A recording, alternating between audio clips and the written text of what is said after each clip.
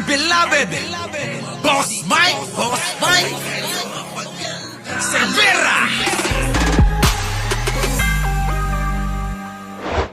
Versus Lenny sa 2028 presidential race. Kung ang latest Tangere survey ang pagbabasihan, lamang ang current VP pero mapapataob siya ni Lenny kung i-endorso ni PBBM ang dating Vice President. Ang detalye sa agenda report ni Dexter Ganibe ng Abante Radyo. Nako. Hindi pa man nakauupo ang mga nanalong kandidato sa katatapos na midterm elections, sumasagitsit na sa init ang usaping eleksyon sa 2028. Ang ilang estudyante at vendor sa Intramuros, Maynila, may kanya-kanya ng pambato. Sa 8 na aming natanong, tig-3 ang pumili kina dating Vice President Leni Robredo at Vice President Sara Duterte. 2 naman kay Senador Bongo. Dumili niyo. Bongo po. Vice President Sara. Bagay na hindi naman nalalayo sa resulta ng mobile-based survey ng Tangery nitong June 20 hanggang 22. Sa senaryong binuo ng Tangery sa kanilang survey, lumabas na tie o mas malalamangan pa ni Robredo si Duterte hanggang 2%. Nako! Ay, iyak ang mga DDS dito, mga kababayan. Lalamang daw si Robredo kung i-endorso ni Pangulong Bongbong Marcos ang dating Vice President. Parehong abogado sina VP Sara at Robredo. Si Sara naging mayor ng eto yun, mga kababayan, kamakailan lang, ano? Kamakailan lang, nasabi ko to eh. Hindi ko alam kung nasabi ko sa inyo o na-post ko sa aking FB page. Kung sakasakali, mga kababayan, tumakbo si Lenny at saka si Sara, kanino kayo? Parang natanong ko na ito eh. Mga kababayan, di ko lang matandaan kung kailan pero natanong ko na sa inyo yan. Eto na, nangyayari na Nangyayari na ito. Sige, tuloy. Davao City. Si Lenny, uupong mayor sa Naga City simula ngayong Lunes. At kung pagpapanday ng batas ang pag-uusapan, naging miyembro ng Kamara si Robredo. Si Sara, naging presiding officer ng Davao City Council. But wait, there's more. Dahil ngayon pa lang, lumabas na rin sa survey kung sino ang mga patok na tandem para sa 2028. Sino? Sa Tangery survey na 90% ng mga pumili kay VP Sara sa presidential survey ay mas pinili si Bongo bilang vice president. Siyempre, given na yun, mga kababayan. Sino pa ba naman ang pipiliin nilang vice-presidente? Di yung number 1 senator nila na kamukha ni Jack Ma. Tuloy. Din naman sa mga pumili kay Robredo bilang Pangulo, si Bam Aquino ang kanyang vice-presidente. Normal lang din yan dahil magkakaalyado yung mga yan eh. Pare-parehas mga pinklawan, dilawan, di ba? Sige, tuloy. Pagtaas ng mga pumili kay VP Sara sa presidential survey ay bunga ng solidong suporta mula sa Davao at Northern Mindanao regions. Pero malakas din ang hatak ni Robredo sa Bicol region, Metro Manila at Calabarzon. Pero teka, meron pa. Natuloy ng Tangery survey si Senador Ko bilang wild card sa pagkapangulo. Sa mga tumakbo ka na lang ng presidente din, Bongo. Oo. Patakbuhin nyo na tong presidente si Bongo. Putik na yan, labo-labo na kayo. pumili sa kanya bilang presidente, 51% dito ang nagsabing si Duterte ang kanilang second choice. At kung di naman tatakbo si Go sa pagkapangulo, 35% ang nagsabing si Robredo ang kanilang alternatibo. Naku, mga kababayan, kita nyo pag vice-presidente, sino daw yung second choice nila? Si Sara. Pero kapag presidente, ang second choice, mga kababayan, si Leni Robredo. Paano yan? Mas gusto, ibig sabihin niya, mas gusto talaga ng maraming tao, presidente, hindi mo si Sara. Mas pipiliin lang tao si Leni. Mga kababayan. Kayo, sino ang bet ninyo? Comment nyo dyan, mga kababayan. Tuloy. Ang survey ay non-commissioned. Ibig sabihin, kusang isinagawa ito ng survey firm. Sa 2,000 respondents, 12% dito ay mga taga Metro Manila. 23% ay mga Ilocano mula sa Northern Luzon. 22% mula sa Southern Luzon. 20% mula sa Visayas. At 23% naman mula sa Mindanao. Para sa agenda, Dexter Ganibe. Balikan ko, mga kababayan, ha. Eto, makinig kayo. Pakinggan nyo maigi. Pasok! It's Sara versus Lenny sa 2028 presidential race. Sara versus Lenny sa 2028. Pumili na kayo sa dalawa. Kung ang latest Tangeres survey ang pagbabasihan, lamang ang current VP pero mapapataob siya ni Lenny kung lamang daw si BP, si BP. Kung ngayon ang paglabanan at pag-uusapan, Lamang daw si Buday naman. Pero, anong pero? Eto matindi. endorso ni PBBM ang dating vice president ni PBBM. Ah. Pero mapapataob siya ni Lenny Hmm. kung i-endorso ni PBBM ang dating vice president.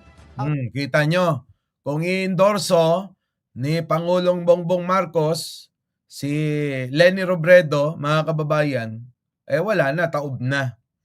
Wala na. Di ba? Taob na. Tingin ko kahit hindi na endorso mukhang ang iboboto ninyo si Lenny Robredo no? Kaysa dito kay Buday. Sige tuloy. Wala pa dyan yung tulpo. Wala pa dyan si Teodoro. Nako mga kababayan, maraming naghahangad na maging pangulo dyan. Malay nyo si Chis Escudero, di ba? Malay nyo naman, si Martin Romualdez magbago isip. Di ba? Yan yun mga kababayan. Sige tuloy. Detalye sa agenda report ni Dexter Ganibe ng Abante Radyo. Hindi pa man nakauupo ang mga nanalong kandidato sa katatapos na midterm elections, sumasagitsit na sa init ang usaping eleksyon sa 2028. Ang ilang estudyante at vendor sa Intramuros, Maynila, may kanya-kanya ng pambato. Sa 8 na aming natanong, tig-3 ang pumili kina dating Vice President Leni Robredo at Vice President Sara Duterte. 2 naman kay Senador Bongo. Milenio. Depende naman yan kasi kung sino yung kung sino yung pinapakita nyo. Dapat pinakita nyo rin dyan si Tulpo para maganda laban, kung ang pagpipili lang dito, mamimili ka lang si Lenny, si Sara o si Bongo. Kung 3 lang pagpipilian, sila lang makakakuha ng score. Paano kung yung iba mga kababayan isinama nila? Hindi pa nga nila sinasama dyan. Malay nyo, may posibilidad tumakbo si First Lady. Di ba? Kung hindi naman tatakbo dahil ayaw nga daw niya, bakit hindi nyo isama si Tulpo?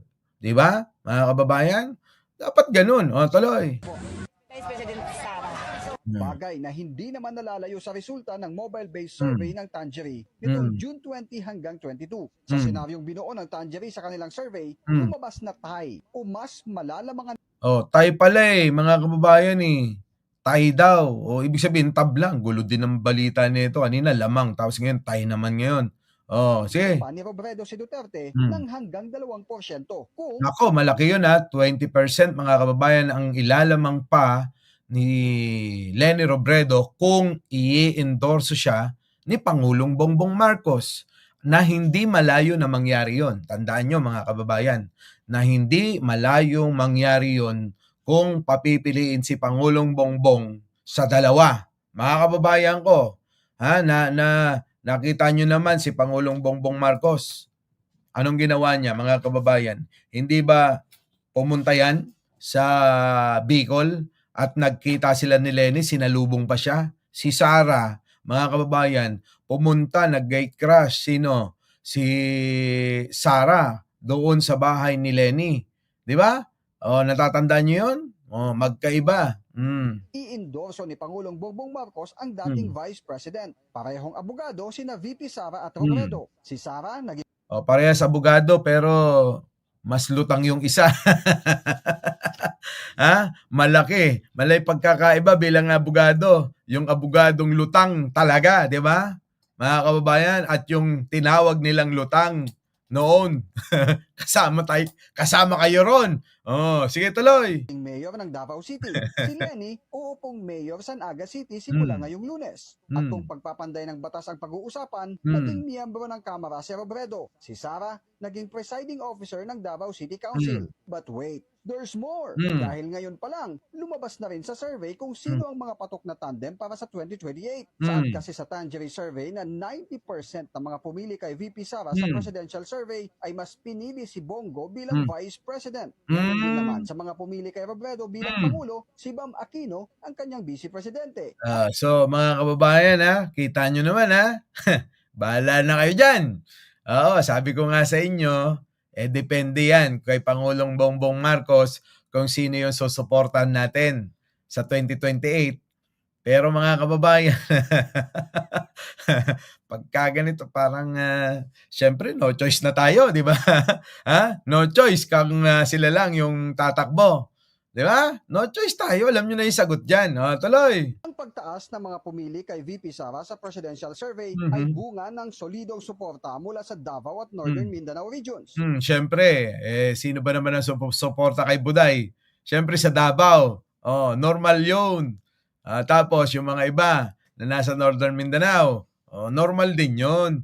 Pero mga kababayan ko, kapag ka pinagsama-sama ang ilang mga boto ng Visayas, NCR, Calabarzon, at ng Norte, nako mga kababayan, tulog si Sara dito, sigurado. Pero malakas din ang hatak ni Robredo sa Bicol Region, Hmm. Metro Manila at Calabarzon. Pero teka, meron pa. Natutoy ng Tangeray Survey si Senador Ko bilang wild card sa pagkapangulo sa mga So pwede tumakbo si Bongo. Kaya ba eto hindi na masyadong nagdidikit kay Buday ninyo? Baka magbago isip ni Jack Ma. Dahil mga kababayan, nag-number 1 nga ito bilang senador. Dahil sa lintik na malasakit center na, Diyos ko po kung alam nyo lang yan. Kung ano. Sa bagay na ipaliwanag ko na yan eh. Sige, tuloy. Maglabo-labo na kayo. Di ba mga kababayan? Labo-labo na sila para tapos na. Our beloved Boss Mike.